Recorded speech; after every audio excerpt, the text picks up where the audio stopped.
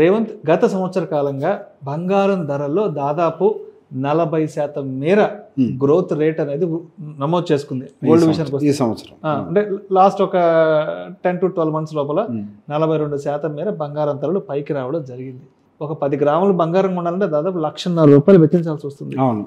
మీలాంటి wealth advisors ఏం చెప్తుంటారంటే ఇంతలా గోల్డ్ కొనలేరు కాబట్టి మీరు ఏదన్నా గోల్డ్ ఈటీఎఫ్లో లేదంటే గోల్డ్ మ్యూచువల్ ఫండ్స్ కొని పెట్టుకోండి, చాలా చిన్న చిన్న అమౌంట్స్ అక్కడ మీకు మంచి పాసిబిలిటీస్ ఉన్నాయి, ఒక ఆల్టర్నేటివ్ ఇన్వెస్ట్మెంట్ అవుతుందని చెప్తుంటారు. కాబట్టి ఒకవేళ గోల్డ్ ఈటీఎఫ్లో కానీ గోల్డ్ మ్యూచువల్ ఫండ్స్లో ఇన్వెస్ట్ చేసుకోవాలి అంటే ఎంత మేర కొని పెట్టుకోవచ్చు అంటారు? సో గోల్డ్ బయింగ్ అనేది మన ఇండియన్ ట్రెడిషన్. ప్రపంచంలో ఉన్నటువంటి రిజర్వ్స్లో ఇండియన్ హౌస్ హోల్డ్ ఉమెన్ దగ్గర ఉండే రిజర్వ్స్ కూడా పెద్ద మొత్తంలో ఉంటాయి.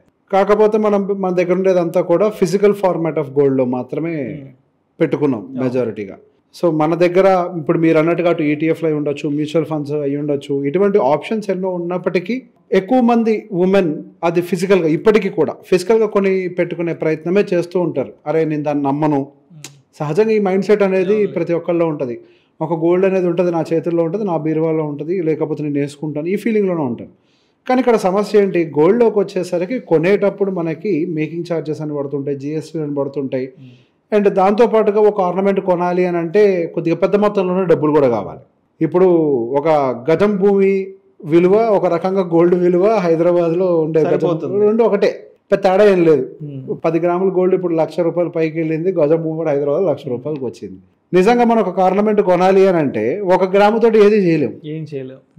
మనకి ఏదైనా ఒక ప్రాపర్ ఆర్నమెంట్ రావాలి అని అంటే కనీసం ఒక 100 గ్రాములు ఆ రేంజ్లోకి వెళ్తేనే ఒక మంచి పెద్ద సైజ్ ఆర్నమెంట్ అంటే పెద్ద సైజ్ ఆర్నమెంట్ అనేది వస్తుంది.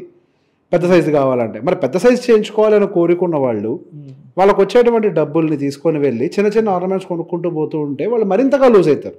వాళ్ళు ఏమనుకుంటారు, వచ్చిందంతా కొద్ది కొనుక్కుంటూ వెళ్ళిపోతాం అని చెప్పేసి అనుకుంటూ ఉంటారు. అందరూ తప్పులేదు. కాకపోతే మీరు అనుకుంటే పెద్ద సైజ్ ఆర్నమెంట్కి దాన్ని కన్వర్ట్ చేసే టైంలో ఈ కన్వర్షన్ ఇష్యూ అనేది ఒక మేజర్ ఇంపాక్ట్ అయ్యే అవకాశం ఉంటుంది. అంతే తేడా. ఇక్కడ మీరేంటి, ఒక ఫిజికల్ గోల్డ్ కొని ఒక బిస్కెట్ రూపంలో ఆర్నమెంట్ రూపంలో కొని మీరు ఎలా అయితే బీరువాలో పెట్టుకుంటారో అక్కడ దాన్ని వాళ్ళే గ్లోబల్ మార్కెట్లో పర్చేస్ చేసి పెట్టుకుంటారు. It's very simple formula. So బేసిక్గా దానివల్ల మనకి జరిగే అడ్వాంటేజ్ ఏంటి, ఒకటి ఈ major transaction charges, 2 safety and security,